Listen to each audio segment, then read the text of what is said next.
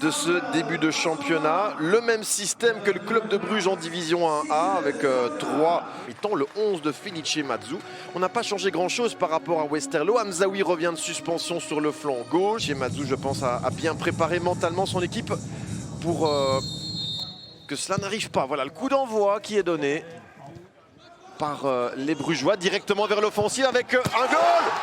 Après quelques secondes seulement, le but brugeois inscrit par cet homme, Thibaut Batten, l'Alostois de 18 ans. Peut-être le but le plus rapide jamais inscrit en division 1B par les Brugeois. Beaucoup trop d'espace. Annonce assez délicieuse, vous l'admettrez. Regardez les Brugeois directement vers l'offensive. Burgess surpris et Maurice pris à froid par cette frappe qui lui passe sous le corps. Thibaut Batten. Et qui, pour botter ce coup franc, ce sera Nielsen et c'est cadré. L'intervention de Senne Lammens, la première. Pour donner cela, Thomas est rentré. Vanzer qui la propulse au fond. Dante Vanzer, déjà l'auteur de 2 buts au Berscott durant la trêve. Il marque son premier goal en championnat.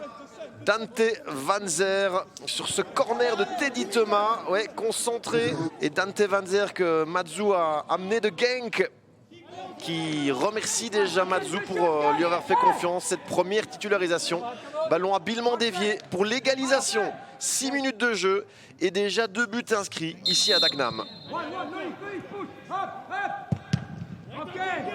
Après le coup d'envoi, Guillaume François. Vanzer. Vanzer, ouais, le centre parvient à remiser vers Lapoussin. Oh, quelle intervention de Senne Lammens sur cette reprise de Loïc Lapoussin, un bout portant. Bon travail de Dante Vanzer qui a réussi à repiquer ce ballon. Deuxième poteau, l'idée était bonne. Mais il y a Maxime de Kuiper qui perd ce ballon. Les unionistes, franchement, sont en train de prendre véritablement cette rencontre à la gorge. Undav, la reprise sur ce centre de François. Et une nouvelle intervention de Lammens, très clairement, qui l'empêche d'ouvrir son compte hors but en division 1B. L'effort de François. Et puis là, cette rencontre qui tend à s'équilibrer au fil des minutes, même si là, la sortie de défense est splendide du côté de l'Union avec Thomas qui doit avoir de l'autre côté Vanzer qui va peut-être frapper. Teddy Thomas et Undav, Lammens. Quelle intervention une nouvelle fois du portier brugeois. L'intervention de Lammens. Beau travail des Saint-Gillois. Et donc de Kuiper, 19 ans. Ce corner et la reprise de la tête.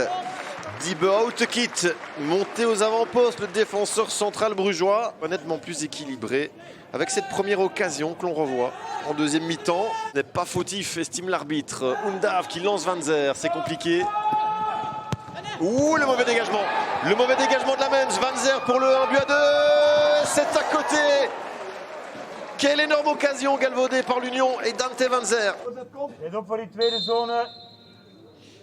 Fixel, non, qui laisse à Teddy Thomas. Ouais, vers Undav. La reprise de la tête de Denis Undav. Il y avait le drapeau levé malheureusement. Et toujours accroché ici à Lokeren. Vanzer. Lapoussin qui décale Undav, et ça ne rentre toujours pas pour Denis Undav, l'attaquant allemand maudit. Vanzer, ou plutôt Seinelainen, le centre Seinelainen, Lapoussin, Lammens. Encore une fois, Seinelainen. L'action rondement menée par les unionistes. Leinen qui était frais, le ballon en retrait et là Lapoussin qui doit marquer. Mais il y a un jeune gardien par ici à Dagenham. Labo.